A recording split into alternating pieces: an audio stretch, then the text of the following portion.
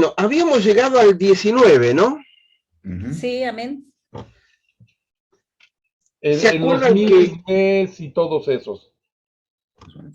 sí, se acuerdan que yo comentaba que uno de los de las cosas que habíamos descubierto, digamos, al jugar con el libro de Job, es esta soberbia de Job, de que él estaba confiado en sus propios caminos.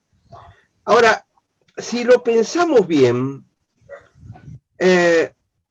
nosotros lo vemos como soberbia porque creemos en la salvación por la fe, pero si creyéramos en la salvación por obras, simplemente tendríamos que decir que Job estaba en el camino correcto, porque a través de las obras no se le podía reprochar prácticamente nada, porque en sus obras él era perfecto, pero fuimos descubriendo que el problema de Job no estaba en sus obras, sino estaba en su corazón, en la soberbia que iba alcanzando debido a que era muy bueno. Era un gran creyente. Entonces, fíjense que uno puede no pecar en obras, pero uno puede estar pecando en pensamiento.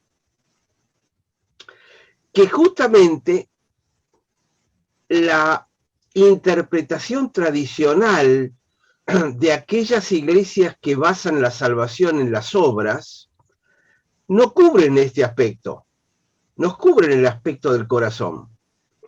Si ustedes miran los 10 mandamientos en el Antiguo Testamento, groseramente uno podría llegar a decir, bueno, los primeros 9 son obras. Pero cuando se llega al último de los 10 mandamientos, no codiciarás, es algo que no se ve, es algo que está en el corazón. Y entonces, yo creo que esta es una dimensión que tenemos que entenderla para cuando evangelizamos. Porque si a la gente le vamos con el tema de lo que obran mal, lo que hacen mal, vamos a dejar afuera el pecado del corazón, que es el único que Satanás no ve, pero el Señor sí. Porque el único que puede ver el corazón es el Señor. Incluso, fíjense en Job, el único que veía el pecado era Dios. Ni siquiera Job era capaz de verlo. Y estaba dentro de él. Creo que esto es parte de esa herencia preciosa que recibimos de Lutero, que es el primero que empieza a insistir con este tema de la salvación por gracia. Pero quería marcarlo como para resumir un poquito lo que hemos visto hasta el momento.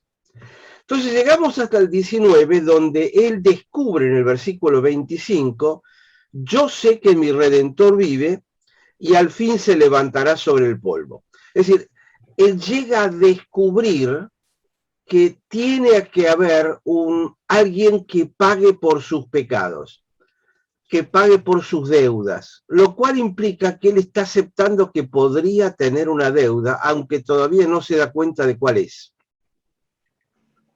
Dios le ha mostrado, tenés una deuda, y se lo ha mostrado a través de las cosas que le suceden en la vida. Entonces, a ver si lo puedo explicar bien, lo que tengo en la mente. No descartemos rápidamente el hecho de que cuando me pasan cosas malas en la vida, es por casualidad. Sino que tenemos que pensar que tanto lo bueno como lo malo que nos pasa es permitido por el Señor. Amén. De alguna manera. Amén. Y Él debe tener un propósito detrás de cada una de esas cosas. Amén. Yes, brother. Pero nuestra tendencia no es justamente a creer eso, a que, bueno, me pasa esto malo, y qué mala suerte. No, no es mala suerte. Hay que pensar si el Señor no estará intentando mostrarme algo. Que es exactamente lo que dice Santiago, que yo ya lo he comentado, Santiago capítulo 1, ¿no? Pónganse muy contentos cuando estén atravesando diversas pruebas. La palabra diversas es poikilos. Poikilos en griego significa de muchos colores. Entonces, termina Job ahí ese capítulo 19 y empieza Sofar a responderle. Sofar, si lo leen, se van a dar cuenta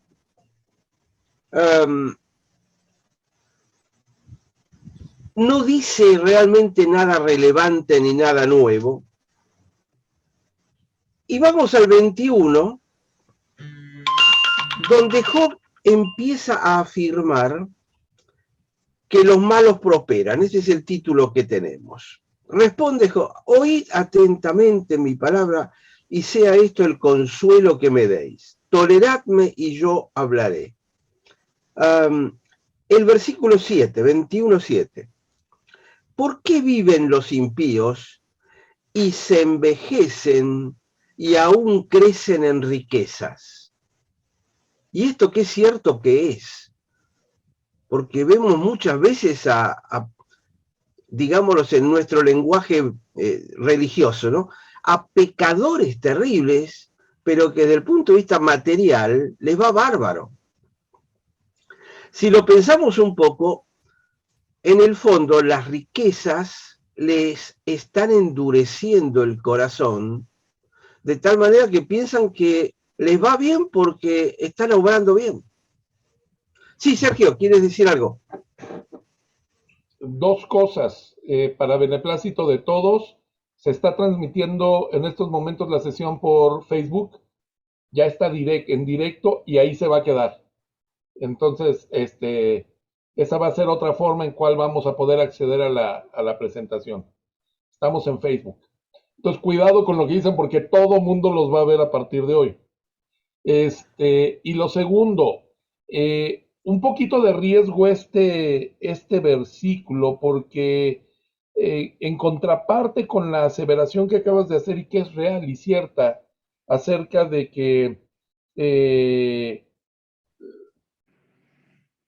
el dinero trastorna en cierta medida a la gente, también está la contraparte donde la gente dice, no, no, no, todo lo que tiene que ver con el dinero es malo. Yo quiero alejarme del dinero y yo soy muy humilde, yo no quiero caer en la maldad a causa del dinero. El dinero no tiene personalidad. El dinero no es bueno ni malo. El dinero toma la personalidad de quien lo tiene. Conozco personas con mucho dinero realmente, que son totalmente humildes, sencillas. Y conozco personas que no tienen un clavo y son soberbias, altaneras, altivas, y bueno, no tienen la culpa el dinero. Dice la escritura, raíz de todos los males es el amor al dinero, no el dinero. Entonces, bueno, solo quería hacer esa acotación, mi hermano. Gracias, Sergio. Y ahí está Fresh Hope. Gracias. Bueno, ese soy yo, Cristian, el argentino de México. Cristian. O el mexicano argentino, como quieran llamarlo. Qué bueno que se está escuchando todo, porque me gustaría hacer una pregunta, o un comentario, mejor dicho, que es muy relevante a la vida diaria de nosotros como creyentes. Mencionó, doctor, recién acerca de cómo percibimos naturalmente los problemas, las dificultades y las aflicciones. Y ese es un tema que yo he tenido que lidiar por muchos años, por diferentes situaciones personales que he tenido. Y últimamente he llegado a la conclusión que me da mucha paz, mucha esperanza hacia el futuro, que Dios es soberano sobre el mal y sobre el bien. Eso está claramente, creo yo, indicado en la historia de José, cuando al final José dice, ustedes lo consideraron para mal, pero el Señor, la intención del Señor fue para bien. O sea, Dios está soberano sobre todo, en mi vida, yo veo las aflicciones, dificultades, confrontamientos como como que viene de Dios y trato de, en vez de pelearlo, decir, ¿qué quieres que haga? Que lo pelee esto, que me quede callado, que no diga nada. Eso cambia la vida de un creyente totalmente, porque empezamos a entender que Dios es soberano sobre absolutamente cada aspecto de nuestras vidas. Y quería hacerle esa acotación, que sí, naturalmente no sentimos que Dios está no puede estar detrás de las aflicciones, pero la realidad es que no solamente está detrás de las aflicciones, sino que es su plan divino en mi vida, que Él sea soberano sobre lo bien y sobre lo malo. Siempre, al final, los propósitos son para bien. Correcto. Gracias, Cristian. Vamos al otro, Cristian. Hola, soy yo, buenos días. También algo referente a esto y también algo que me ha dado paz, como decía el hermano Cristian, es entender que efectivamente puede haber pruebas, pero también puede haber ataques y consecuencias de lo que estamos viviendo, ¿no? Muchas veces a lo mejor uno dice, es que Dios me mandó una prueba porque me enfermé, ¿no? Pero simplemente son consecuencias de no haber cuidado mi cuerpo durante tanto tiempo, o no sé, pues si está lloviendo y salgo y sin cobijarme y me da una gripa muy fuerte, pues más que una prueba va a ser una consecuencia, ¿no? De no haberme cuidado. Sé que también puede haber ataques, pero sé que puede existir pruebas. Entonces, es importante orar y pedir la sabiduría para discernir qué es lo que estoy viviendo. Y finalmente, como dicen Romanos, ¿no? Para los que aman al Señor, todas las cosas les ayudan a bien. Entonces, sin importar si sean consecuencias, ataques o pruebas, pues saber que va a ser para bien.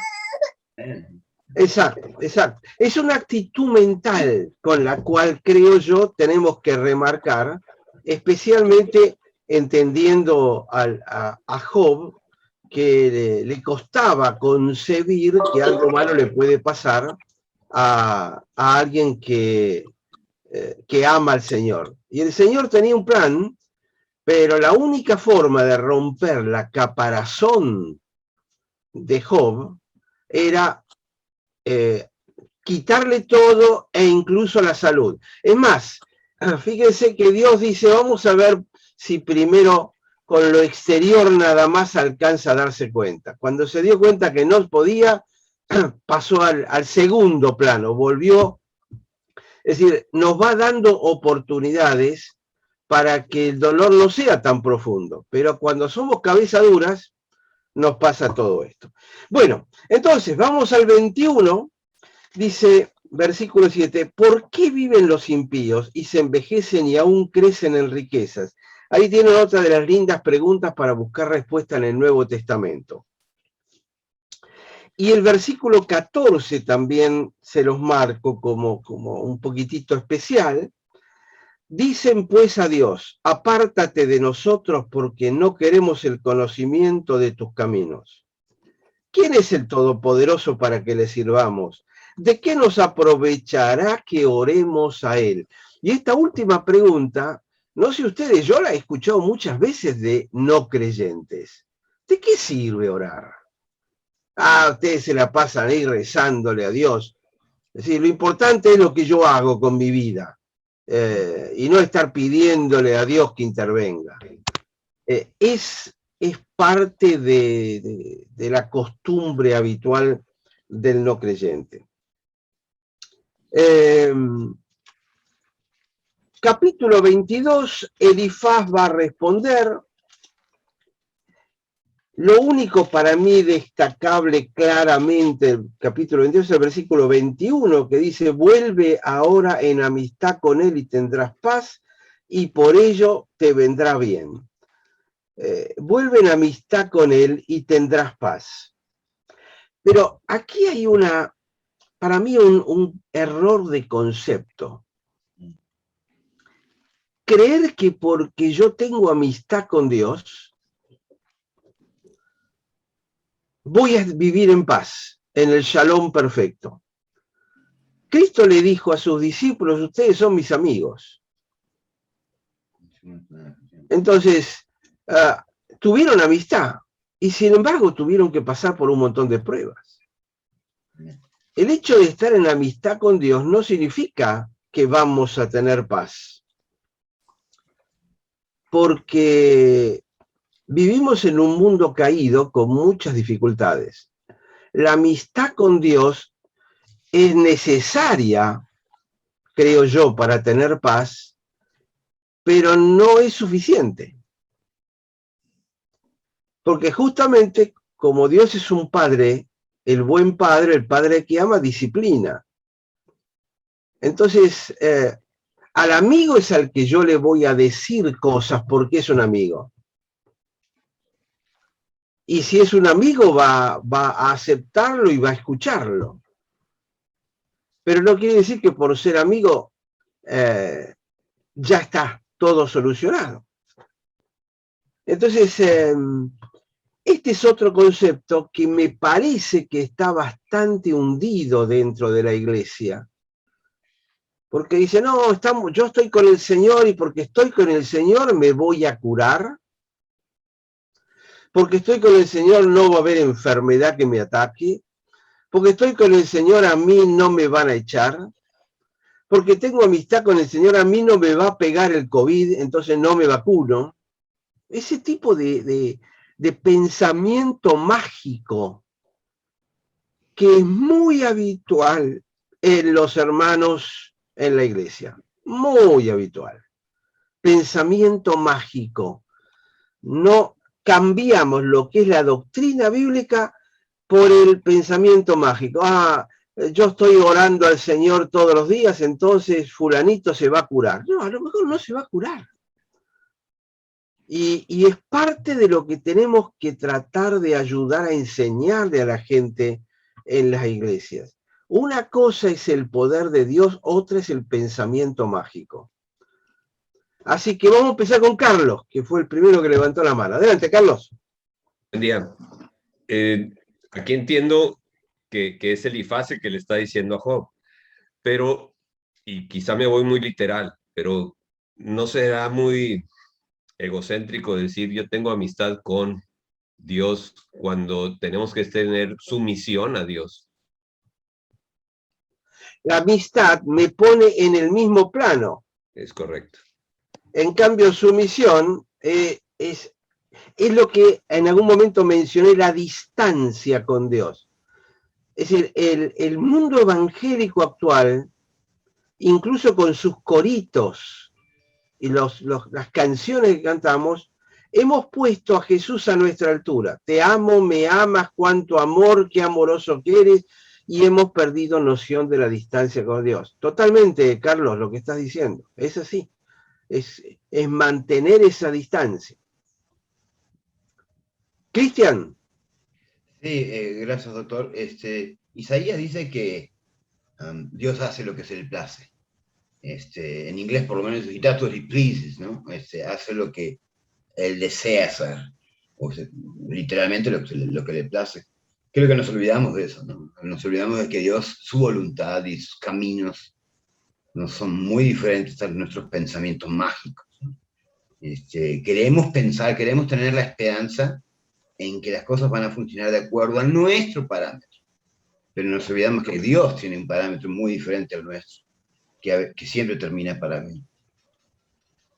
Correcto, gracias. Cristian, el otro Cristian, Sánchez. Gracias, buenos días a todos. Me parece muy interesante esto que comentan de la manera. Creo que como cristianos tenemos una responsabilidad muy grande cuando presentamos a Cristo. Entonces, sobre todo en estos tiempos tan difíciles que todo el mundo quiere soluciones rápidas, que lo que buscan no es una relación constante de cambio, una relación que perdure, sino una relación que traiga un beneficio. Y muchos cristianos llegan queriendo ese beneficio. Muchas personas que buscan a Cristo buscan encontrar ese beneficio de qué me conviene seguir a Cristo, ¿no? Y lo primero que hacemos es presentarles un Dios que resuelve tus problemas de manera mágica. Al orar, de manera deficiente, ¿no? A mí me sorprende mucho escuchar o de repente hasta leer las personas que declaran sanidad sobre otras personas sin conocerlas, sin saber absolutamente nada y hacen una declaración, ¿no? Y me preocupa en el sentido de que en qué lugar estamos dejando a Dios, qué tanto estamos sometidos a la voluntad de Dios, no queriendo hacer a voluntad. Yo apenas hace poco hablaba justamente de la oración, les decía, ¿no creen que a veces insistimos tanto en la oración para que las cosas se hagan como yo quiero y no como Él quiere? ¿No? Realmente, Señor, pero te pido que esto se... Espérame, es conocer la voluntad de Dios porque es así conforme a lo que vas a orar, no conforme a lo que tú sueñas o conforme a lo que tú quieres. Parece que tu voluntad o nuestra voluntad es buena, pero acuérdate que la voluntad de Dios es buena, agradable y perfecta. Entonces, creo que justo ahí,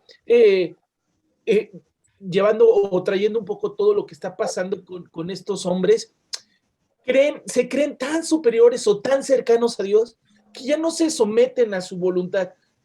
En el mundo actual creo que nos creemos tan cercanos a Dios muchas veces que ya no nos sometemos a nuestra voluntad, más bien queremos someter a Dios a nuestra voluntad para que haga conforme a nuestras oraciones, porque el mucho insistir va a dar un resultado diferente, ¿no? Creo que han cambiado un poco ahí el texto de la Biblia. Entonces, como cristiano sí creo que, híjole, una responsabilidad muy grande en qué es lo que estamos hablando, el cómo lo estamos hablando y cómo presentamos a Cristo, porque entonces estamos presentando un Cristo falso, un Cristo que no está cumpliendo las expectativas de las personas que llegan buscando solamente algunas cosas, ¿no?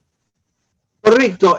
Sabes que la palabra bendición en hebreo tiene la raíz barak.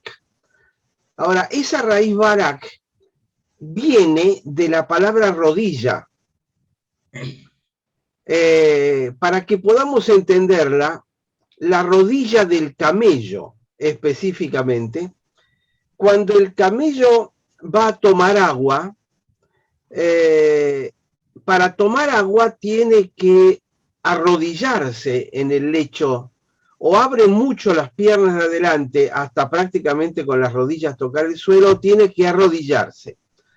Es decir, que el concepto de bendición es que para poder tomar el agua de la vida, el animal tiene que ponerse de rodillas. Porque el que está bendiciendo con el agua está arriba. Entonces, el concepto de yo te bendigo es yo desde arriba te bendigo. Es decir, hablo bien de vos. Eso fue lo que pasó cuando Cristo se va a bautizar. Aparece una voz del cielo que dice, tengo complacencia en mi hijo. ¿Qué está diciendo? Está hablando bien de su hijo, lo está bendiciendo. Entonces, muchas veces le pedimos a Dios, Dios, bendecime, para lo cual soy yo el que me tengo que poner de rodillas para que el que está arriba me bendiga. Pero lo que estaba diciendo Cristian recién, que es absolutamente cierto, a veces hacemos lo contrario. Yo soy el que estoy parado, Dios está arrodillado delante mío y le estoy dando indicaciones. Dios, hacé tal cosa, bendecime. Es decir, le estoy dando órdenes a Dios. Se está alterando el concepto. Entonces, nos preocupa más tener a un Dios que me sirva más que un Dios al que le sirvo. Un Dios que yo pueda manipular en lugar de que Él sea el que me use a mí. Es exactamente la inversión de los valores y de nuevo estamos en esta relación vertical. Es decir, nos viene bárbaro amistad, qué lindo, somos iguales, es mi amigo, mi amigo cercano. Y hemos perdido noción de la distancia con Dios, ¿no? Sí, Sergio. Esto que quiero hacer, doctor Aldo, es una pregunta retórica, pero yo quisiera escuchar de tus labios y de cualquiera que quiera participar de esto, su opinión. ¿Hasta dónde influye la suerte en esto. Unos cristianos tienen suerte y otros no tienen suerte. Unos cristianos les va de la patada y a otros les va muy bien. Los que les va de la patada ya tienen y voy a hacer aquí un revoltijo de creencias, una estrella mala sobre de ellos que les va a ir mal, mal, mal, mal. Nada les sale bien, todo es en contra de ellos. Todo absolutamente sale de cabeza. Y a otros, a pesar de que son inicuos, a pesar de que son malos, o sea, porque yo soy bueno, yo sí hago las cosas y me va mal, pero a otros les son de lo peor y les sale bien las cosas, les sale siempre, ¿sí? Nadie me toma en cuenta a mí, a nadie le intereso, todo el mundo está contra mí. O sea, esa perspectiva es, bueno, yo sé que no es sana, pero por favor, dinos, ¿qué pasa ahí, pastor? La palabra suerte está implicando azar. Es creer que las cosas pasan por azar, que no tienen un causa-efecto. Si nosotros creemos que hay un Dios que creó el mundo y lo creó de esta manera, es porque no lo creó al azar. Justamente es parte del problema con la ciencia, que dice que el mundo surgió del azar. Entonces, por azar el mundo existe, por lo cual les resulta enormemente difícil poder explicar el orden que existe en el universo.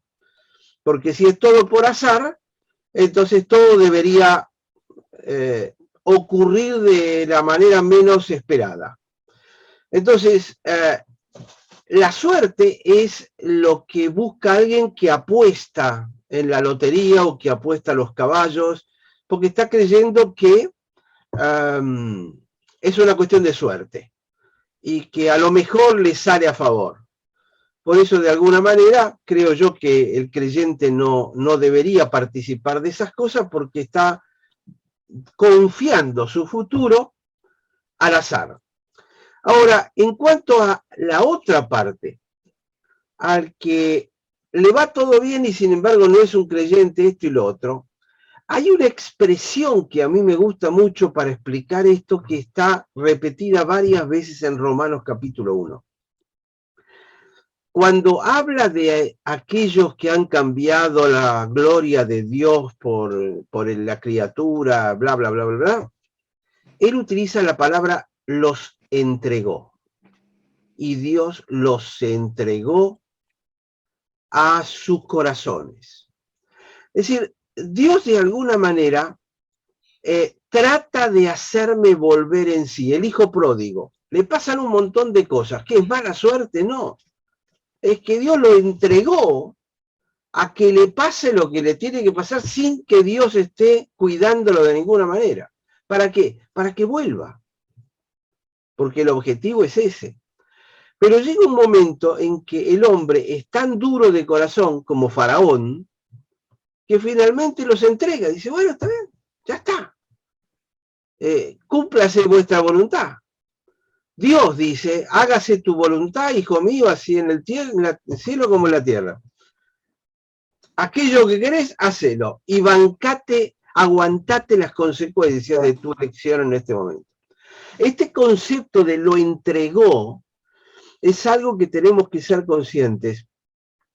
A muchos les va bien y es quizá porque Dios los entregó. Porque van a confiar tanto en aquellas cosas que tienen que se van a olvidar de lo más importante, que es poder tener la salvación y la amistad de Dios. Y en algún momento van a tener que sufrir las consecuencias de ello. Porque la vida no se acaba en este mundo. Hay otra vida posterior. Y ahí es donde se van a dar cuenta algunos de la mala elección que hicieron. Pero ojo que a nosotros también nos puede entregar el Señor. Y a veces entregar no significa que nos vaya mal, puede significar que nos vaya bien. Entonces yo creo que no hay azar, que Dios es el que está arriba, Si yo creo realmente en el Dios en el que creo, Él es el que está a cargo de todas las cosas que me ocurren y que ocurren en el mundo. Confiando en eso, todo aquello que me rodea debería ser lenguaje de Dios. Dios me habla a través de todas estas cosas.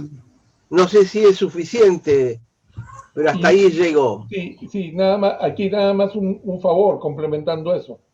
Si todo lo que me está sucediendo es fatal, todo, ¿qué me quiere decir Dios? Y es lo que le pasa a Job. Hay que hurgar adentro de uno mismo. De alguna manera Dios debe estar hablando de algo. Y sobre todo a mi vida. Entonces, ahí es donde Santiago capítulo 1, vuelvo ahí, si alguno tiene falta de sabiduría, pídala a Dios, el cual da abundantemente y sin reproche, pero pida sin dudar nada, porque el que duda es semejante a las olas del mar que son llevadas por el viento. Santiago capítulo 1, es decir, es encontrar la respuesta en oración. Y fíjense, y por eso a mí me gusta el libro de Job, porque muchas veces vamos a estar mirando a las cosas, digamos, habituales. ¿Qué hice mal? ¿Dónde metí la pata? ¿A quién traté mal? Y Dios no estaba apuntando a nada exterior de Job. Dios estaba apuntando a una cosa interior.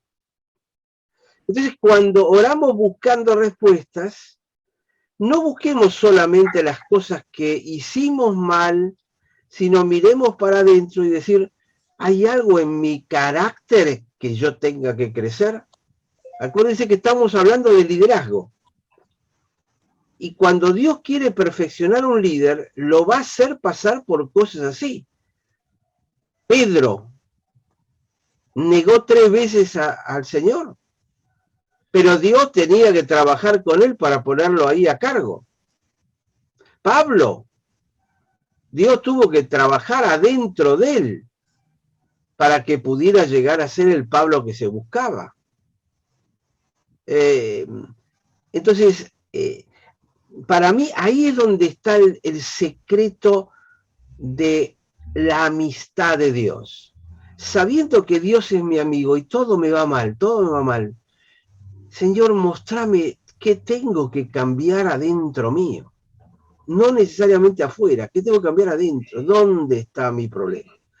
Y muchas veces el consejo del sabio que me rodea, y cuando hablo del sabio que me rodea, significa aquellos con más experiencia en la vida cristiana, o a veces con menos, porque Dios puede utilizar la boca de un niño para acercarse y decirme, me parece que estás muy engreído. ¡Pum! Y me pegó. Entonces, estar atento a las voces que Dios puede utilizar para hablarme. Porque Dios no me va a hablar en luces de neón, me va a hablar en el interior del corazón. Y ahí es donde yo tengo que aprender a hurgar. Por eso es que insisto en el tema, ¿se acuerdan cuando vimos la oración? El tema de la oración. La oración no es hablarle a Dios. La oración es ponerse en actitud de escuchar a Dios o a la persona que Dios me mande para hablarme. Es una actitud del corazón orar. Cuando generalmente pensamos que orar es hablar. Y orar es una actitud del corazón. Es lo que hacía Jesús. Se iba a orar, Señor, ¿y a quién agarro como mi discípulo?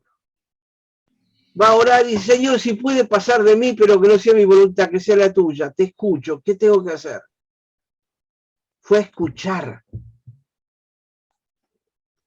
Y creo que ahí estamos muy lejos en las iglesias de enseñar la actitud correcta de oración. No sé, veo a Cristian ahí que de nuevo está queriendo comentar algo. No, solamente quería leer el Proverbios 16. 33, con respecto al tema del azar y con respecto a la soberanía de Dios sobre todas las cosas, dice, las suertes se echan en el regazo, mas de Jehová es la decisión de cada una de ellas. Eso es lo que quería decir. Exactamente, de Jehová es la decisión. Él es el que en definitiva define para dónde vamos, ¿no? Pero ojo, decías algo, Sergio, antes, y me parece, quiero remarcarlo en relación a esto. Si hablamos de la suerte y hablamos de pensamiento mágico, que es muy común en el mundo evangélico hoy, sobre todo en las ramas más emocionalistas de la iglesia evangélica, estamos hablando de lo mismo. Pensamiento mágico y suerte es lo mismo. Yo lo decía recién, declaro, ¿quién sos vos para declarar nada? ¿De dónde lo sacaste? ¿Dónde está en la Biblia que vos declarás sanidad? Y yo decreto. Exacto. Es pensamiento mágico, porque yo lo digo, esto va a ocurrir. Yo recuerdo haber tenido un paciente mío en el gimnasio, que creo que Mario lo conoció incluso, era un teniente coronel del ejército que era el encargado de la logística en la guerra de Malvinas que tuvo la Argentina con Inglaterra. Su mujer empezó a ir a una iglesia grande, 2000 miembros, y la mujer encontró un bulto en el pecho. Y entonces, en lugar de ir al médico, fue a ver al pastor, y el pastor le dijo, vamos a orar. Oraron por ella, ya estás curada, el Señor ya te ha quitado esto, olvídate. No hagas más nada porque el Señor te ha curado. Si tenés fe, el Señor te ha curado. Y la mujer nunca más fue al médico porque el pastor le había dicho que estaba curada. Y a los 2 años se murió de un cáncer de mama metastásico por todos lados, que podría haber sido curado cuando ella nota el bulto. Esto es pensamiento mágico, para que quede bien claro. Son las barbaridades que hacemos escudados en Dios, porque en definitiva el que paga la cuenta de esto es Dios mismo. Como pasó con este teniente coronel. Jamás se le pudo hablar de nada más relacionado con Dios. ¿Por qué? Por el pensamiento mágico, que es lo mismo que desearle suerte. Yo voy a orar por vos y te deseo suerte. ¿Les parece coherente? No, bueno, eso mismo es lo que hacemos cuando proclamamos estas cosas, ¿no?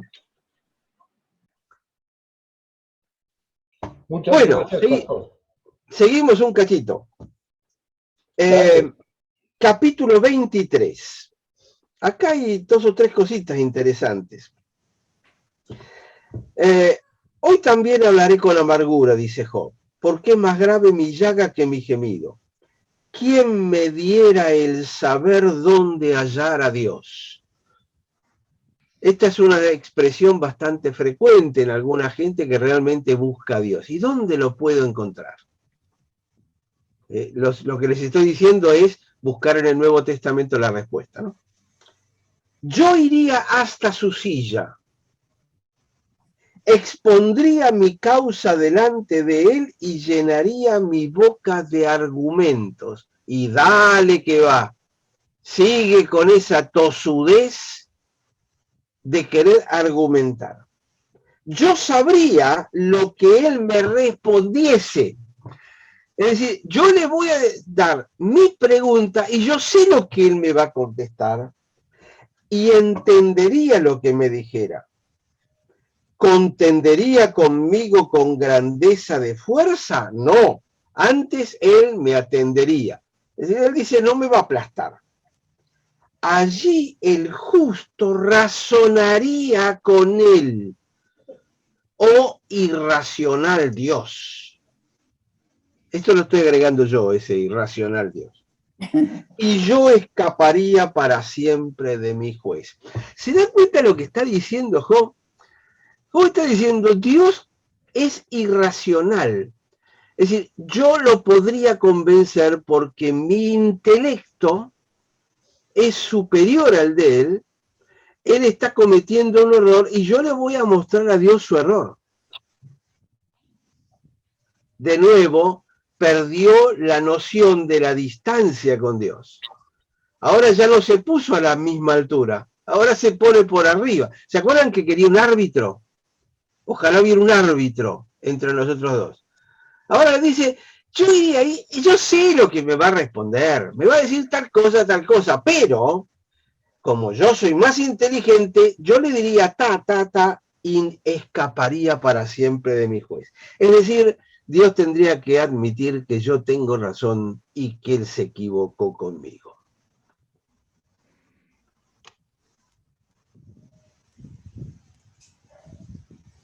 Versículo 10. Pero Él conoce mi camino, me probará, sí, lo está haciendo Job, y saldré como oro. Tenés razón, Job, vas a salir como oro, pero no gracias a tus argumentos. El Señor está haciendo esta tarea. Mis pies han seguido sus pisadas, guardé su camino y no me aparté. Sigue hablando de su accionar. Del mandamiento de sus labios nunca me separé, guardé las palabras de su boca más que mi comida, pero si él determina una cosa, es tan cabeza dura, es tan coco duro, ¿quién lo va a hacer cambiar? ¿Se dan cuenta cómo está pensando él? Él sigue hablando de sus acciones.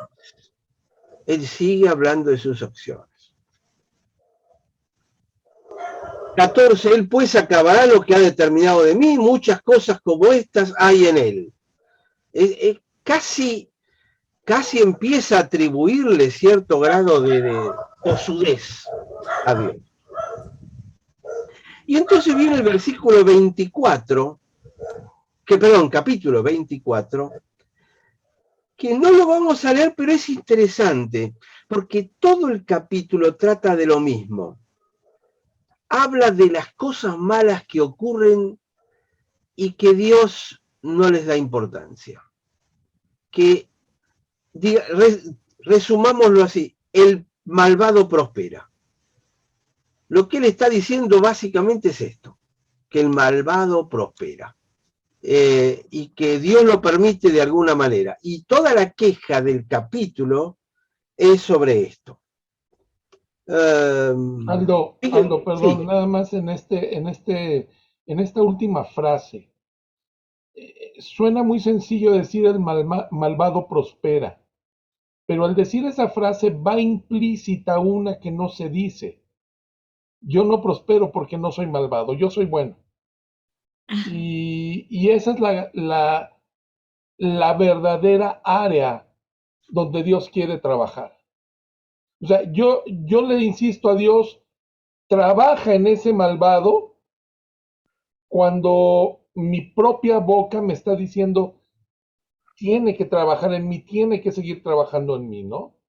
Pero no lo digo, ni siquiera soy, bueno, aquí Job ha sido honesto en muchos momentos, pero, o bueno, no sé si ha sido honesto o ha sido ya una actitud de desesperación que sale lo más real de él.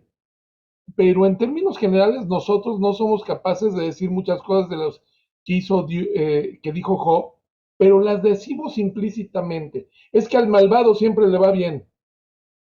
¿Qué estás queriendo decir realmente, no? Entonces, este doble lenguaje, esta doble moral que de repente tenemos aún en nuestra relación con Dios. Correcto. Ahora, cuando decimos al malvado le va bien, ¿qué queremos decir? Perdón, ¿cómo estamos juzgando al malvado? ¿Cómo juzgo que le va bien?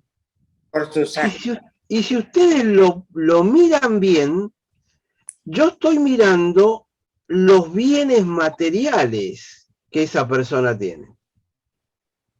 Es decir, en el fondo, cuando yo juzgo que a él le va bien, lo que yo estoy mostrando es la envidia que tengo en mi corazón de que él tenga y yo no. Mira ese desgraciado el auto nuevo que se compró. Mira este viejo sinvergüenza la casa que se compró. Mira dónde se fue a pasear este. ¿Se da cuenta? Es decir, cuando decimos que al malvado le va bien, es porque nuestro valor, lo material, está más alto de lo que debe estar. Es decir, en el fondo está apuntando hacia mí, mostrando que lo que yo valoro es el mundo material. Porque yo no digo, mirá este malvado, qué hermosa familia que tiene. Fíjense que no es por ahí a donde apunto. Mirá este malvado, la tranquilidad de espíritu que tiene. No es eso lo que le marcamos. Lo que le marcamos es justamente aquello que deseamos. Ojo, esto se está dando mucho en el mundo incluso secular y en el mundo de la política, ¿no? Hay mucha envidia al que tiene. No, a este yo no le voy a predicar el evangelio porque este es un rico, ya tiene demasiado. Como si no necesitara el evangelio de la misma manera que todos los demás. Entonces, creo que cuando juzgamos al malvado le va bien, en el fondo estamos apuntando hacia cuál es nuestra escala de valores, qué es lo que nosotros valoramos más y se lo colocamos a esas personas. A ver, sí, Cristian Sánchez primero. Gracias, Pastor Aldo. ¿Qué lección en cuanto a revisar nuestro corazón da esto que estamos viendo, ¿no? Al menos así lo estoy percibiendo yo, porque sí, justamente con lo que hablaba Sergio, nos enfocamos en tener o nos enfocamos en estas cosas visibles, ¿no? Creo que también importante es ver qué estoy dejando de hacer, ¿no? Porque como cristianos también es fácil ponernos en el otro lado. No, Dios no me bendice porque me quiere en pobreza. No, ¿no? Y no me esfuerzo para hacer lo que a mí me corresponde, ¿no? Entonces, que son extremos de un lado, ¿no? Como ya han comentado este tiempo en el decir, híjole, pues las riquezas y la prosperidad, y del otro lado, el no esforzarse más, ¿no? El decir, no, lo que bien decía el hermano Sergio, las riquezas son del enemigo, ¿no? Son para aquellos que están enfocados. Yo creo que debe de haber un punto medio, siempre y cuando nuestra prioridad sea buscar a Dios, ¿no? Siempre y cuando sea nuestro objetivo el agradar a Dios. Yo he escuchado y yo he sido testigo cómo Dios trabaja con el corazón de cada uno de nosotros, pero para que dejes de tener ese amor hacia el dinero, esa obsesión para que la gente de afuera te vea como una persona exitosa, ¿no? Yo hace poco compartía que tenía una confrontación, ¿no? En mi vida con Dios, o que Dios me estaba confrontando, porque yo decía, Señor, necesito un carro que me traslade de aquí para la iglesia, que me permita llevar a mi niña, que poder ir cómodo, ¿no? Pero no quiero cualquier carro, porque Dios me ha bendecido con un carro, ¿no? Pero no, quiero un carro último modelo. Entonces no, lo que quiero solamente es un carro para trasladarme, sino para que la gente vea que a través de ese carro último modelo Él me está bendiciendo, ¿no? Y entonces ya no estoy buscando lo que Él quiere para mi vida, sino mi voluntad nuevamente. Entonces, analizar mi corazón y decir, ¿en qué estoy poniendo mi mirada? En que la gente vea que siendo cristiano estoy siendo exitoso, estoy teniendo un gran puesto, un gran carro, y es así como la gente se cree lo exitoso que tiene. Exactamente. Ese es el punto, es mirar para adentro y ir descubriendo estas cosas. Por eso, vuelvo a repetir, Cuando estamos hablando de liderazgo, mi objetivo al compartir Job es que abramos los ojos para adentro, porque ahí arranca el liderazgo. El liderazgo no arranca en lo que yo hago, el liderazgo arranca donde yo estoy, ¿no? Carlos. Gracias. Voy a externar un punto que lo tengo adentro. Quizá me equivoque y por eso lo externo ahora. Yo creo que en el mundo, en la tierra, somos dos equipos, los creyentes y los no creyentes. Y muchas veces quizá los no creyentes los vemos que tienen abundancia. Y no sé hasta dónde Dios a ellos les da o les quita. Yo quisiera pensar que como creyentes tenemos unos valores un poco distintos o muy distintos a lo que deberíamos, a lo que el mundo tiene. Entonces, tampoco conozco a alguien con éxito, creyente, que no sea un buen administrador, que no sea un buen gente profesional, que estudió, que se preparó, que hace las cosas bien y para bien. Y también sé que yo no voy a ser un Bill Gates porque mi forma de trabajo y mi forma de vida no es para llegar a esos montos de dinero, de ingresos. Pero yo creo que estamos viéndonos muy al tema material y decir, le va bien porque tiene dinero. No. Voy a comentar un tema y es familiar, personal. El mejor amigo de mi papá es una persona no creyente, con valores muy de dudosa, valores morales a veces, no hoy, sino hace tiempo. Yo le digo, mi papá, ¿qué haces con él? O jálalo, porque él es una oveja que está descarriada o estuvo descarriada y hay que ponerlo aquí.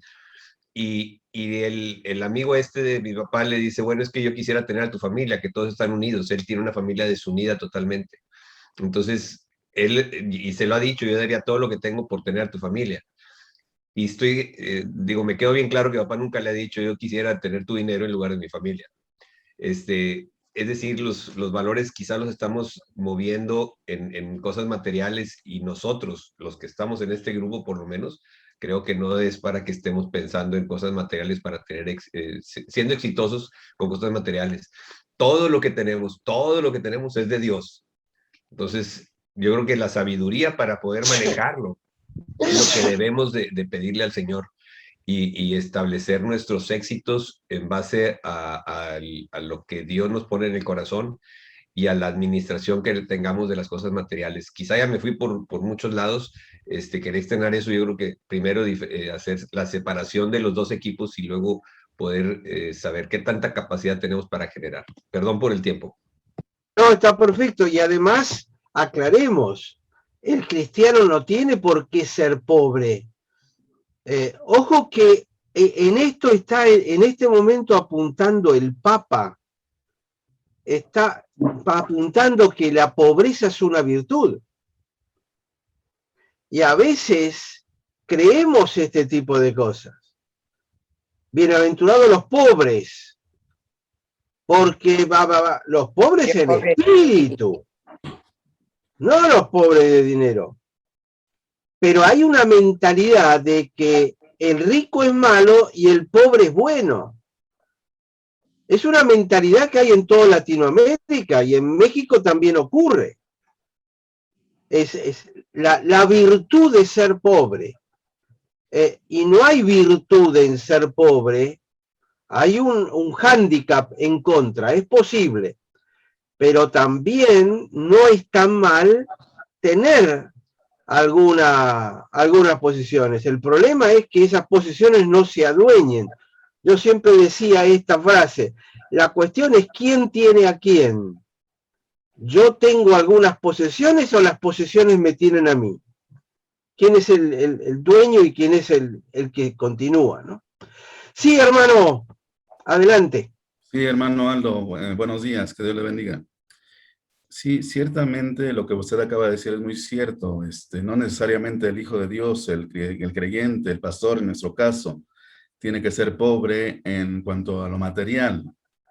Gracias a Dios, Dios nos bendice y nos prospera.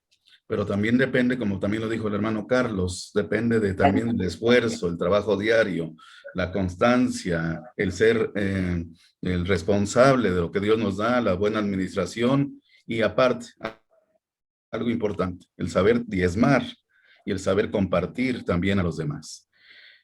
Siempre en nuestra oración, en medio de las pruebas y las luchas que Dios nos permitió, en la escasez, le pedíamos al Señor, bendícenos, Señor, permítenos ser bendecidos por ti para que también seamos un canal de bendición para otros. Y gracias a Dios, Dios lo ha ido prosperando, Dios lo ha ido haciendo y ahora nos permite ser bendecidos para poder bendecir también a otros. Y esta parte de esa bendición que Dios nos da es el tenerlos a ustedes ahora como mentores, porque de esa forma vamos aprendiendo más y vamos siendo más humildes en todo lo que el Señor nos está dando, porque en la medida que Dios nos da, es en la medida que también tenemos que ser más responsables para lo que Dios nos va a pedir a cuentas. Bien, y la otra parte, también con experiencias que tenemos con los hermanos de la iglesia, tanto con nosotros mismos, cuando vemos la prosperidad de los inicuos, de los incrédulos, realmente lo que estamos viendo es lo material. Realmente estamos viendo cómo el Señor los prospera.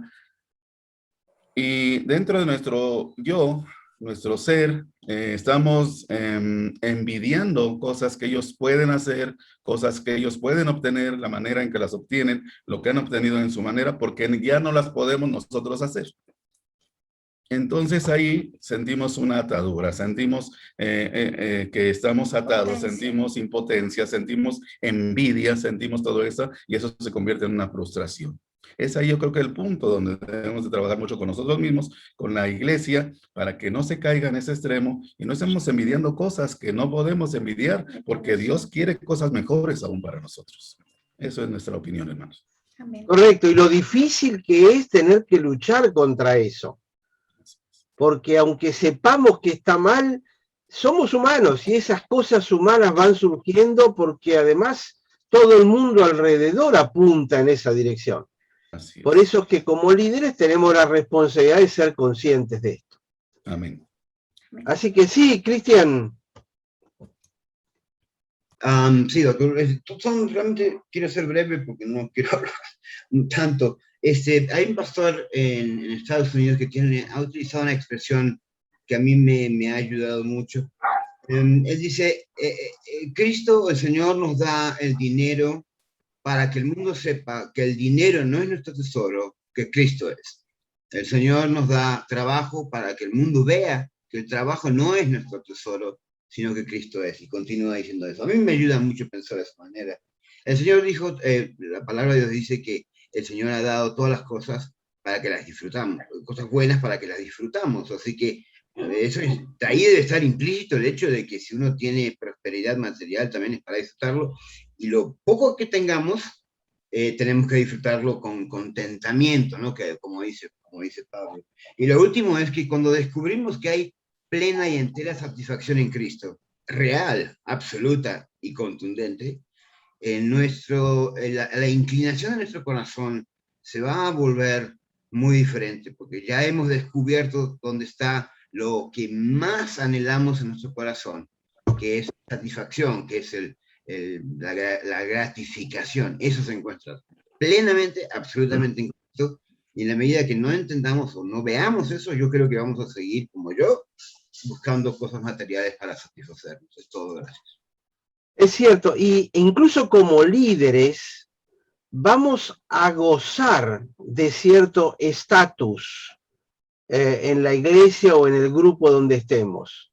Nos van a mirar de cierta forma y va a ser toda una prueba, porque ahí es donde hay que mantenerse humildes, porque los de alrededor son los que nos levantan y es peligrosísimo eso.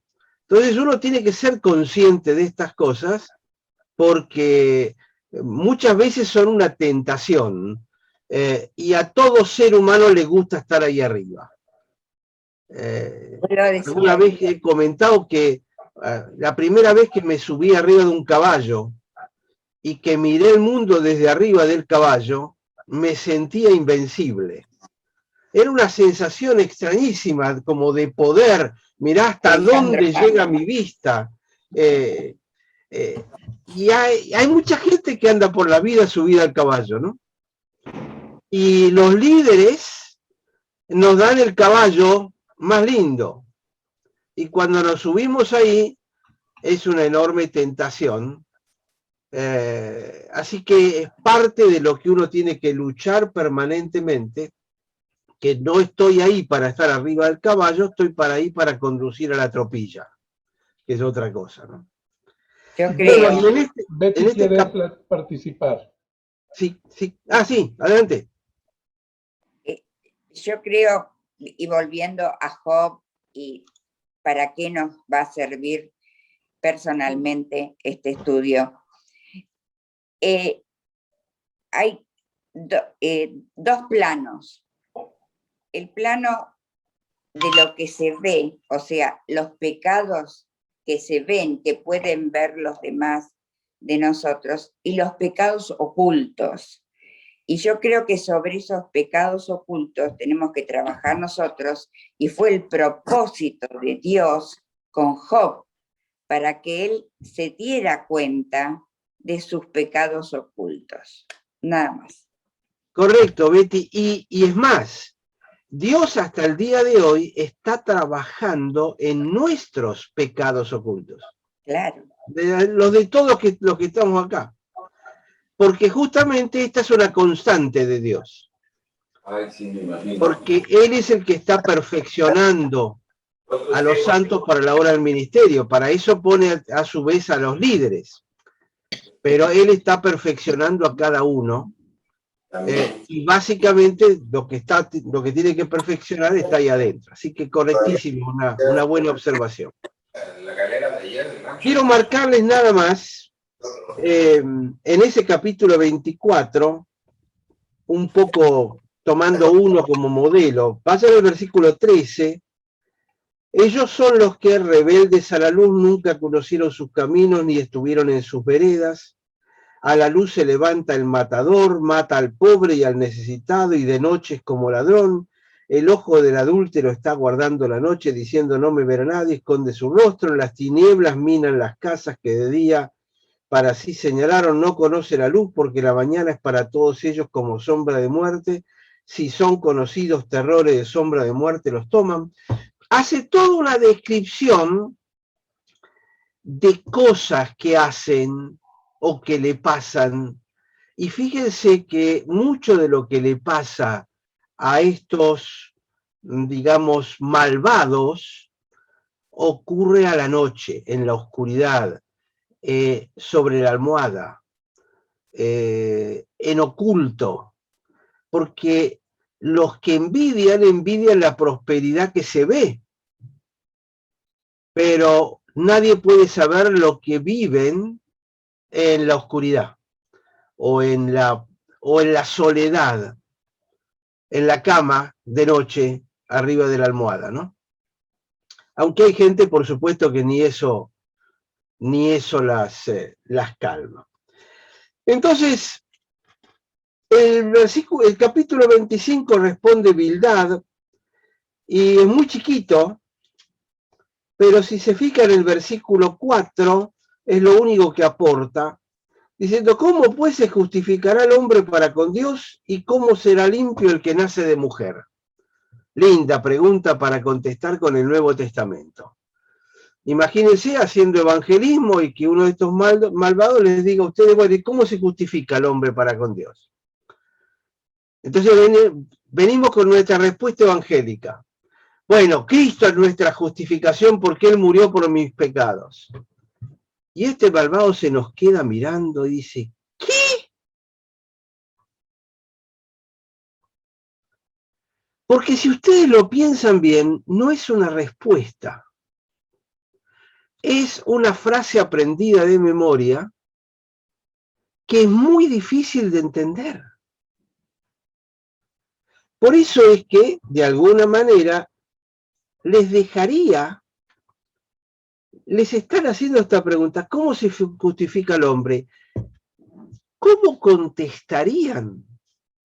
Pero sin estas frases hechas o con los versículos bíblicos, explicando la cosa. ¿Cómo se justifica el hombre? ¿Y por qué Cristo? ¿Qué tiene que ver Cristo? Es muy difícil de entender esa respuesta para quien está en el mundo de la maldad. Entonces el desafío acá, les dejo, es, para mí es una pregunta crucial que uno tiene que tener idea de cómo contestarlo. Capítulo 26. Dice Job, responde: ¿en qué ayudaste al que no tiene poder? ¿Cómo has amparado al brazo sin fuerza? ¿En qué aconsejaste al que no tiene ciencia? ¿Qué plenitud de inteligencia? ¿A quién has anunciado palabras y de quién es el espíritu que de ti procede? Fíjense que le está hablando a Dios. Es como que le hace un montón de preguntas.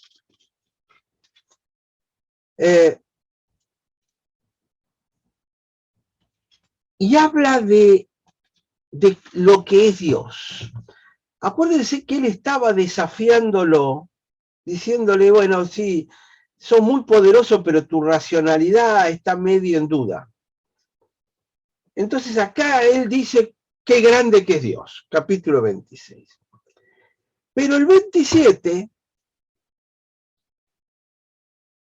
dice, vive Dios que ha quitado mi derecho. Y dale que va vuelta con el mismo argumento, mi derecho. Y el omnipotente que amargó el alma mía. Que todo el tiempo que mi alma esté en mí haya hálito de Dios en mis narices. Mis labios no hablarán iniquidad, mi lengua pronunciará engaño. Nunca tal acontezca que yo les justifique hasta que muera. No quitaré de mí mi integridad. Mi justicia tengo asida y no la cederé. No me reprochará mi corazón en todos los días. Qué caparazón dura, ¿no?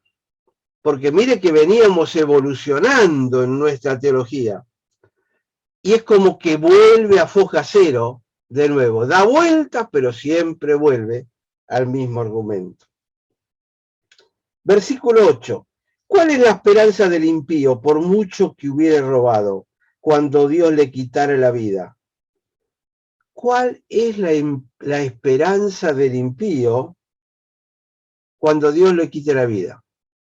¿Cuál es la esperanza del malo frente a Dios? Y el malo no tiene ninguna. ¿Y cuál es la esperanza del bueno? Y Job contestaría, mis buenas obras, mi justicia. ¿Oirá Dios su clamor? Dice el 9. Cuando la tribulación viniere sobre él. No, como tampoco escucha el clamor del justo. Estamos hablando de cuando se muera y esté en la presencia de Dios. Y quiero hacer acá un alto para que lo pensemos. Porque cuando estemos frente a Dios, Dios no va a escuchar mi clamor de hombre salvo. Va a escuchar a su hijo diciendo, este es mío. Y Dios va a decir, suficiente, adelante. Porque si no, podemos pensar que nuestro clamor va a ser, Señor, acá estoy, me tenés que dejar pasar porque yo creí en Cristo. Y Dios nos va a mirar y decir, vos callate la boca que no tenés derecho a hablar acá. Porque si sos justo, no es por vos, es por Cristo. Entonces le voy a preguntar a Cristo. Cristo, ¿qué opinas vos? Y si este estuvo conmigo, bastante bien, ¿qué puntaje le pone? Y un 5, un 6. Está bien, suficiente, adentro. Pero son los méritos de Cristo, es la intercesión de Cristo. Es Cristo lo que el Padre ve. Porque a veces nosotros, como somos creyentes, nos creemos más de lo que debemos. Por eso quería marcar este caso. Capítulo 28, versículo 12, dice, ¿más dónde hallará la sabiduría? ¿Dónde está el lugar de la inteligencia? Y el versículo 28, dijo al hombre, he aquí que el temor del Señor es la sabiduría y el apartarse del mal la inteligencia. Es decir, Job vuelve a decir lo que decía Job 1:1. Varón recto, temeroso de Dios, apartado del mal, etcétera, etcétera.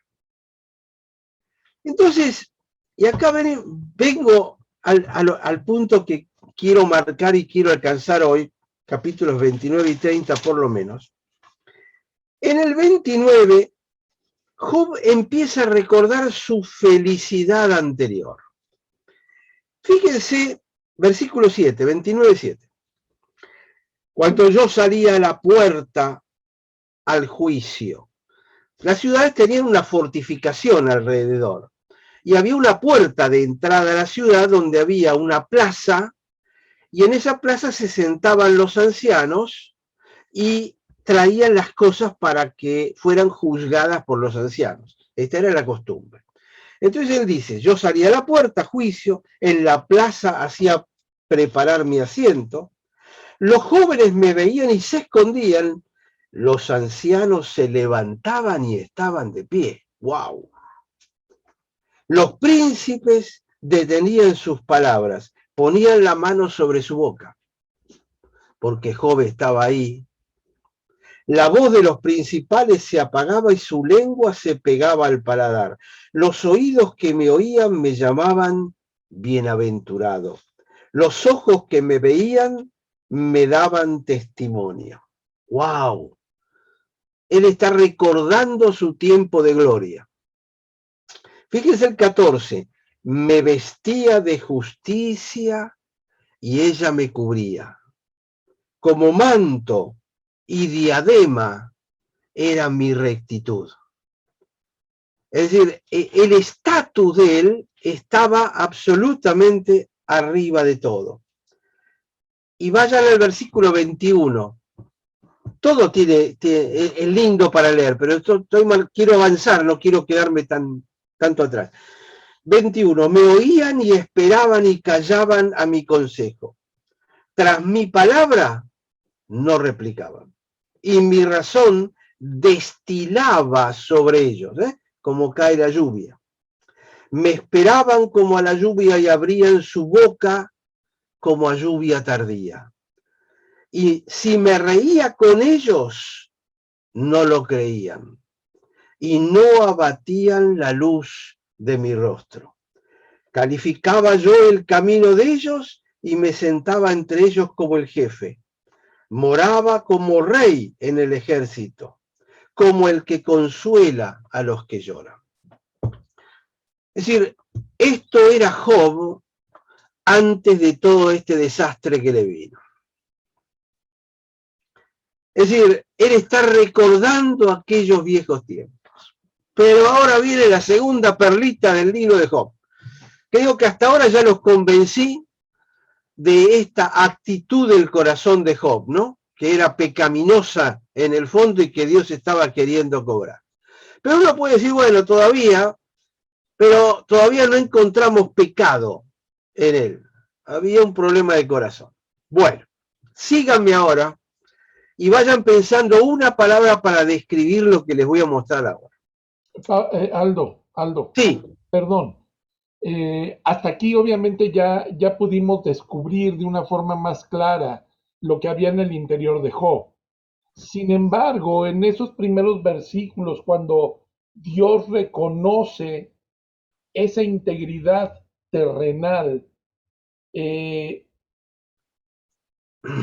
entiendo que para la teología de ese momento no se contradecía. O sea, dentro de esa teología, pues Dios estaba diciendo, Job es recto, es bueno, temeroso de Dios, apartado del mal, o sea, 10 para Job. ¿Sí? No hay discusión. No hay discusión. Entonces, aquí viene la representación o viene la presentación de una nueva teología para ese tiempo. Exacto. ¿Sí? Ok. Nada más quería que... Porque Dios lo que estaba diciendo es, por afuera Job 10 puntos. No hay nada para reprochar. Justamente lo que le dice a Satanás. Pero Dios sabía que por adentro no era 10 puntos. Por un lado estaba este orgullo, esta soberbia interna de Job, que no llegaba a expresarse para afuera. Lo fue expresando a lo largo de todos estos capítulos que vimos.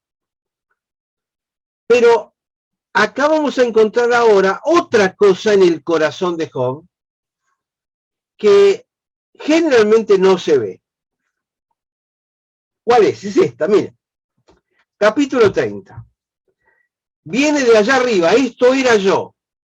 Dice, pero ahora se ríen de mí los más jóvenes que yo. Bueno, hasta acá no hay problema, es decir, mirá aquel que estaba allá arriba cómo se cayó. Pero fíjense esta frase que viene ahora, a cuyos padres yo desdeñara poner con los perros de mi ganado. Está hablando de los jóvenes que tienen unos padres. Acuérdense que en la cultura semita, todo el que no es semita se lo llama perro. ¿Se acuerdan cuando aquella mujer se acerca a Jesús y dice, bueno, pero aún los perrillos comen de las migajas de pan que caen? ¿Por qué? Porque ella no era judía, entonces los judíos la llamaban perro, o llaman perro a aquel que no pertenece a la misma. Entonces, él dice que estos jóvenes que se ríen de él, los padres de ellos, yo desdeñaba, yo rehusaba ponerlos con los perros de mi ganado. Es decir, los perros eran más importantes, los perros que trabajaban alrededor de mi ganado eran más importantes que los padres de estos jóvenes. Pero quiero leer unos versículos más. ¿Y de qué me serviría ni aún la fuerza de sus manos, porque no tienen fuerza alguna? Por causa de la pobreza y del hambre andaban solos. Huían a la soledad, al lugar tenebroso, asolado y desierto. Recogían malvas entre los arbustos, raíces de enebro para calentarse. Eran arrojados de entre las gentes, y todos les daban grita como tras el ladrón. Habitaban en las barrancas de los arroyos, en las cavernas de la tierra, en las rocas. Bramaban entre las matas y se reunían debajo de los espinos. Hijos de viles, hombres sin nombre, más bajos que la misma tierra. Esos eran los padres de los jóvenes que hoy se ríen de él. Dígame una palabra que describe lo que acabamos de ver. Arrogante. ¿Sí? ¿Qué más? Soberbio. Porque arrogante ya era. ¿Cómo, Araceli? Soberbio. Soberbio, sí.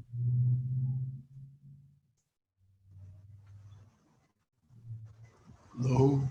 Bueno, entendiendo que hoy el concepto racista no se entiende solamente como raza, sino menospreciar todo aquello que es diferente a mí. Sí, Pastor Seferino. Caras vemos, corazones no sabemos, hermano. Sí está. Ahora, yo a esta gente la desdeñaba. Deseaba. Sí, Francia.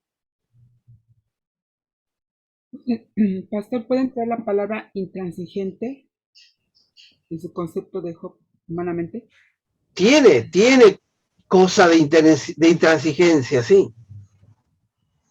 Sencillito. Muy sencillito. Dice el hermano que era argentino. Sí. Oiga, hermano, ¿no es una forma de desprecio? Sí, exacto. Ahí estoy apuntando. Esto es una evidencia clara de racismo. Vos sos inferior a mí.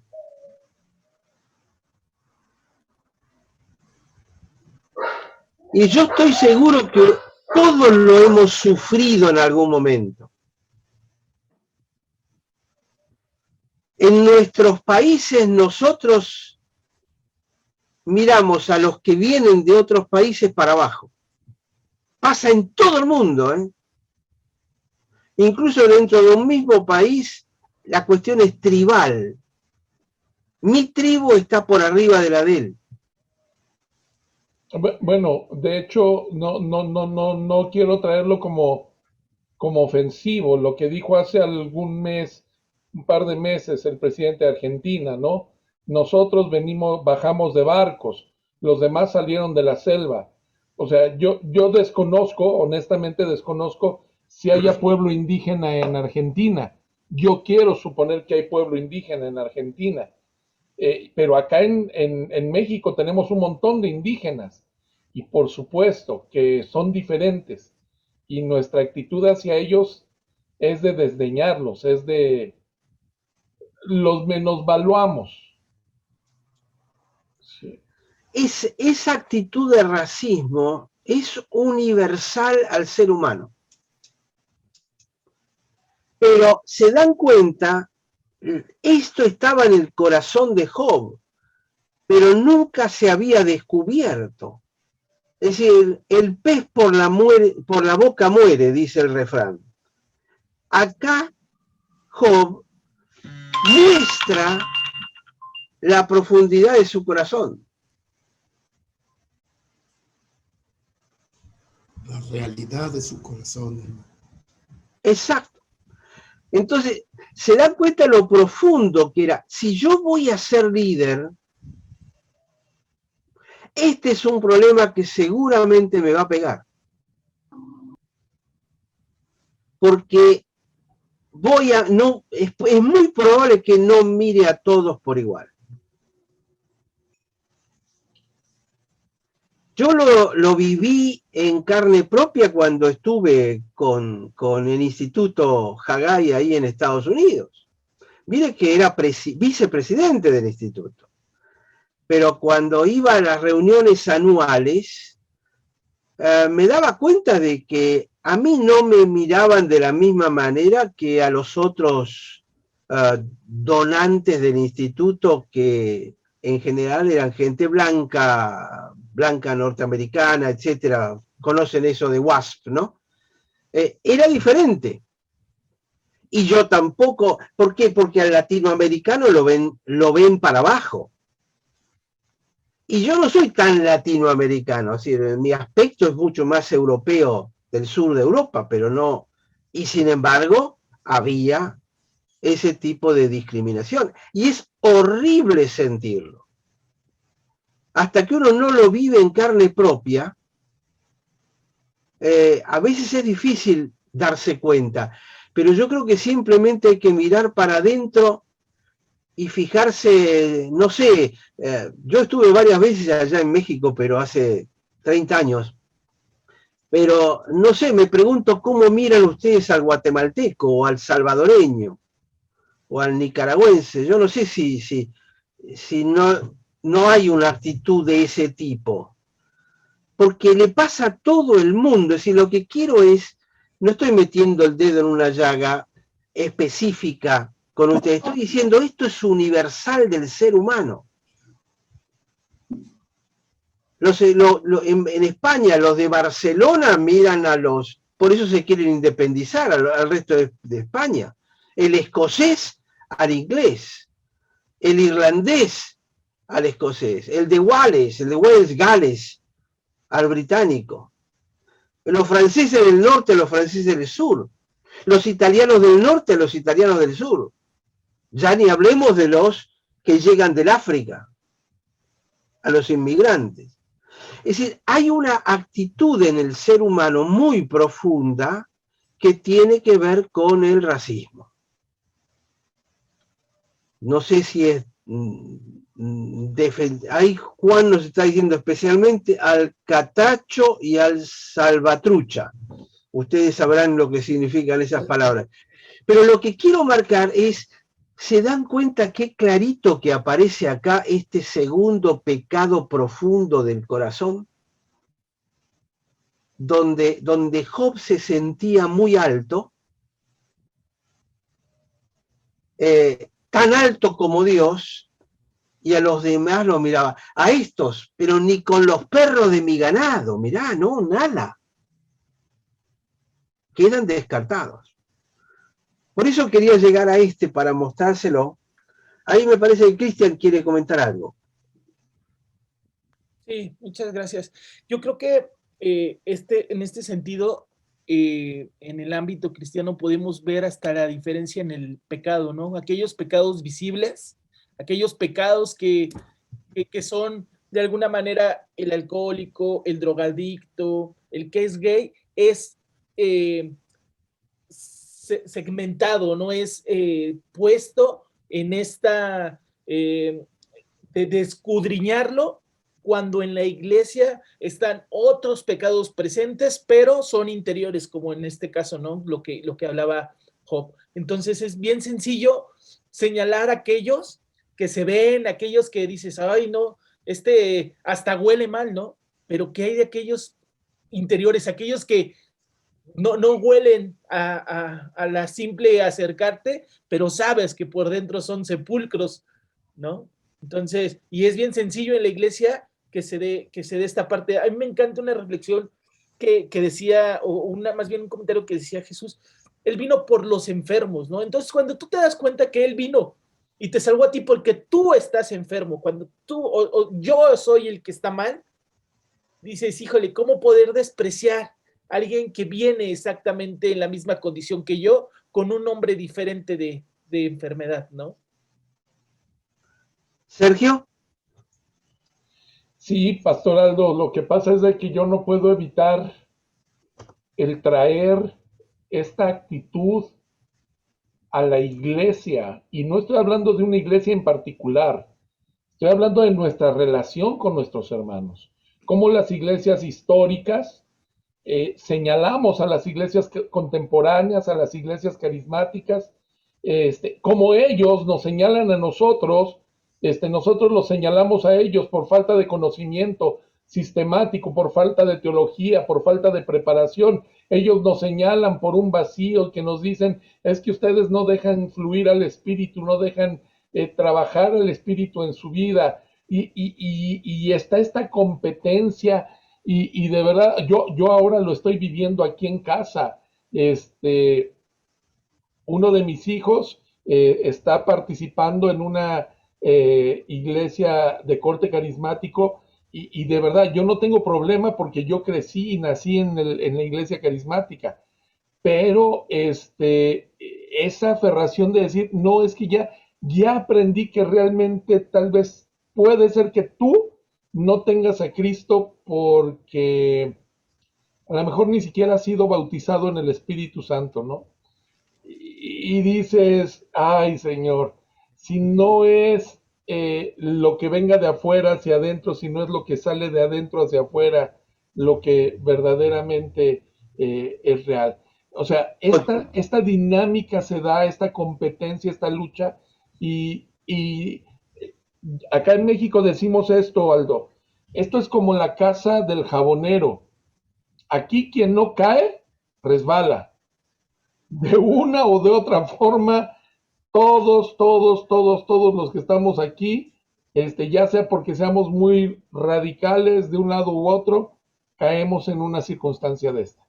Lo que contamina al hombre no es lo que entra en él, sino lo que sale de su corazón, como dijo el Señor Jesús. Y yo lo veo acá a Job, específicamente en este capítulo 30, como el rey que se quedó desnudo. Y no se da cuenta. Y no se da cuenta. Bueno, creo que estamos en la hora, ¿no es cierto? Sí, pero Carlos quería decir algo más. No sé si tengamos tiempo, oportunidad todavía. Carlos. Sí, era un enunciado nada más. En alguna ocasión con una familiar mío me dice, ay, tú eres buen hombre, lástima que seas bautista. Pero bueno, y ellos son carismáticos. Perdónelos, hermano, perdónelos. Eso, no saben lo que dicen ni lo que hacen. Lo que no saben ustedes es que Aldo nos está instruyendo justamente por eso, porque somos bautistas.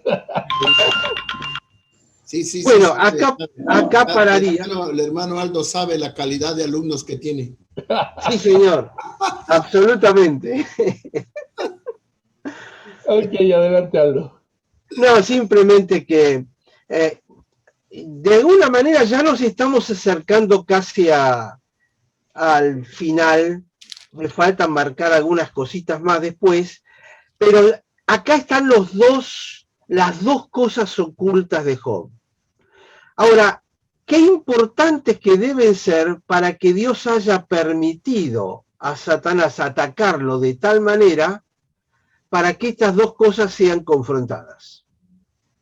Nosotros sabemos que finalmente el Señor soluciona el tema, pero qué importantes son estos dos puntos que hemos marcado en la vida de un líder para que Dios haya tenido que romper este cascarón con tanta violencia. Entonces, lo que vale mucho es porque hay que pagarlo mucho. Es decir, acá estas dos cosas son esenciales para nuestro trabajo como líderes. Así que ahí pararía, los dejo porque hemos cubierto unos cuantos. Sí, Juan. Jaime, bueno. Jaime. Una disculpa, pero ahora ando cargado de mucho trabajo. Una pregunta, ¿cómo se vería en la iglesia bautista? Por ejemplo, yo crecí en una iglesia pentecostal. Bueno, ahí inicié, ¿verdad? Yo creo en la confesión de fe. Pero en la iglesia bautista nunca le hacen a nadie la confesión de fe. ¿Cómo se vería si yo lo hiciera en la iglesia? Obviamente le tengo que pedir la anuencia al pastor, ¿verdad? Pero ¿cómo cree que reaccionaría al respecto? No estoy seguro de entender Ok, cuando alguien invita a Cristo, ¿verdad? A las comunidades, le pregunta a uno, ¿quieres recibir a Cristo en tu corazón? Sí. Y le hace uno la confesión de fe. Ah, eso de pararse o levantar la mano o ir al frente, ¿eso? Bueno, tal vez desde el lugar también, ¿no? Y le dice, bueno, y le hace uno que repita si quiere aceptar a Cristo en su corazón, ¿verdad? Y declararlo como Señor y Salvador de su vida. Esa es la confesión de fe, que no se practica en las bautistas. Pero que en mi entendimiento hasta ahora es como que la puerta de entrada, ya más en conciencia, a decir, quiero que Cristo trabaje en mi corazón, ¿verdad? Entonces, ¿cómo se vería en la iglesia bautista esa práctica? No, lo que me sorprende es que digas que en la iglesia bautista eso no ocurre, porque en la Argentina eso es una tradición de la iglesia bautista. Nunca lo he visto en donde yo estoy, ¿eh? Ah, en la mira. primera iglesia bautista de la Cruz nunca lo he visto. Acá en la Argentina todas las iglesias bautistas tienen esa invitación. Al levantarse, ponerse de pie, levantar la mano, pasar al frente, alguna de esas cosas. Es una cosa muy, muy típica. Lo que pasa es que yo no sé hasta qué punto, es otro tema, ¿no? Pero hasta qué punto es bíblico, porque primero te dicen algunos, bueno, levante su mano, todo el mundo cabeza baja, nadie mire como si fuera un pecado, ¿no? Nadie mira, ahora levante la mano, levanta la mano, Dios te bendiga. Terminan, todos se deschavaron y mostraron, sí, yo. Después, cuando todo el mundo ya está con la cabeza alta, bueno, ahora les pido que se pongan de pie a todos los que levantaron la mano. Y les haces pasar un calor, sobre todo si son nuevos y es la primera vez que vienen a la iglesia. Y después no solo eso, ahora vengan adelante todos. Cuando la entrega debe ser una cosa delante de Dios. Entonces, hasta cierto punto, a lo mejor hay formas de hacerlo. En lugar de hacerlo religiosamente de esa manera, hay otras formas de poder hacerlo que sea más privado, más discreto y que no ponga. Yo siempre pienso, el que viene a la iglesia por primera vez y ve lo que nos ve hacer, incluyamos esto también. ¿Cómo se siente? Yo necesito que se sienta cómodo. No que sea espantado en la primera reunión. Es decir, me parece que forma parte de una forma de pensar evangelística, ¿no? A este hombre lo quiero, es decir, con una reunión no puede entender todo lo que hay para darle. Entonces no lo espantemos antes de ayudarlo a crecer, ¿no? Así que, por eso que preguntaba. Sí, Pastor Seferino. Gracias. Mi hermano Jaime, yo crecí con eso, o sea, con lo que está diciendo el hermano Aldo. Dentro de las iglesias bautistas teníamos esa religiosidad brutal, que sinceramente a veces en lugar de ayudar, espantábamos a las personas y no regresaban. Yo crecí con eso. Entonces, sinceramente creo que ha hecho más daño a personas que bendecirlas. Yo creo que lo que ustedes dicen es muy cierto. Hoy, hermanos, después de algunos años como pastor y hacer esas cosas, hermano, hoy le he pedido perdón al Señor no sé cuántas veces, hermano, porque a veces, sinceramente, espantamos a las personas. Cuando veo, hermano, lo que Jesús hace y cómo el ladrón, solo con unas cuantas palabras vemos un arrepentimiento sincero y Jesús le dice, hoy estarás conmigo en el paraíso. Yo me pregunto, ¿por qué tanta religiosidad para invitar a alguien que venga a Cristo? La verdad, a veces eso, por lo menos hoy yo sí me doy cuenta que hicimos mucho daño a muchas personas. Así lo creo y así lo veo. En la iglesia que pastoreé prácticamente 10 años, nunca hice eso, nunca pude, esas expresiones de fe. Lo que me fue ocurriendo es que la gente después de un tiempito se iba acercando y me iba preguntando, bueno, ¿y cómo tengo que hacer? Y ahí íbamos guiándolos y haciendo sus oraciones, etcétera. Y una sola vez pedí esta manifestación de fe, como dice el hermano Jaime. Pero un mes antes, todos los domingos, empecé a avisar que para el domingo 24 de diciembre, que íbamos a celebrar la Navidad o la Nochebuena, para el domingo 24 de diciembre les voy a estar pidiendo que hagan esto, que se pongan de pie adelante de todos y reconozcan, pero se lo fui avisando un mes antes y explicándolo. Cuando en 10 años no lo había hecho, y el día ese cuando llegó y dije, bueno, ahora les voy a dar la chance de la que estuvimos hablando. Prácticamente el 97-98% de la iglesia se puso de pie porque nunca habían hecho una manifestación pública de ese tipo. Pero lo hicieron con un orgullo tremendo de decir, yo creo en Cristo. Y para la iglesia fue un impacto impresionante, porque se miraban alrededor, porque era la primera vez que veían una cosa de ese tipo. Es decir, uno puede transformar una cosa religiosa en algo positivo, como fue esto, que fue un impulso muy grande de verse cuántos eran y cuántos estaban en ese mismo espíritu, y no hacerlos pasar vergüenza de la primera vez tener que ponerse de pie delante de gente que no conocían. Acá se conocían entre todos, y fue como una hermandad diciendo, acá estamos todos, ¿no? Pero bueno, son cosas religiosas que a veces nos terminan confundiendo mucho. Bueno, sí, Cristian, y después creo que ya paramos, ¿no? Es correcto, ya.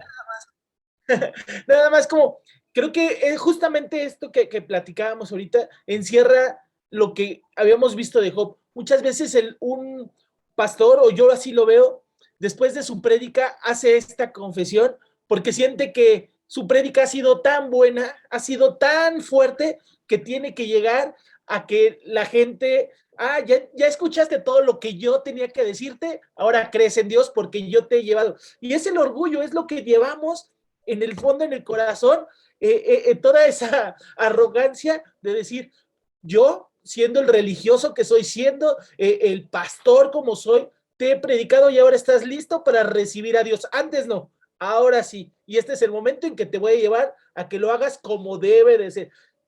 Creo que justo es el paso que hemos estado viendo con Job, ¿no? Cuán grande soy, cuán grande soy. Ay, ay, ay. Pues definitivamente, si se dan cuenta, Aldo nos está llevando, está haciendo una amplia introducción y muy clara para el tema del liderazgo. Ahora, espérense lo que nos va a caer cuando empiece a hablar de liderazgo, definitivamente. Doy gracias a Dios por tu vida, Aldo. Mis hermanos, bueno, pues hoy ya conocía la herramienta, pero no la habíamos usado. Estamos grabando la enseñanza, también la estamos transmitiendo por Facebook y al rato lo voy a subir a YouTube. Entonces ya vamos a estar cubriendo todos los frentes. Pues nos vemos con el favor de Dios. Aldo, gracias de verdad, de todo corazón.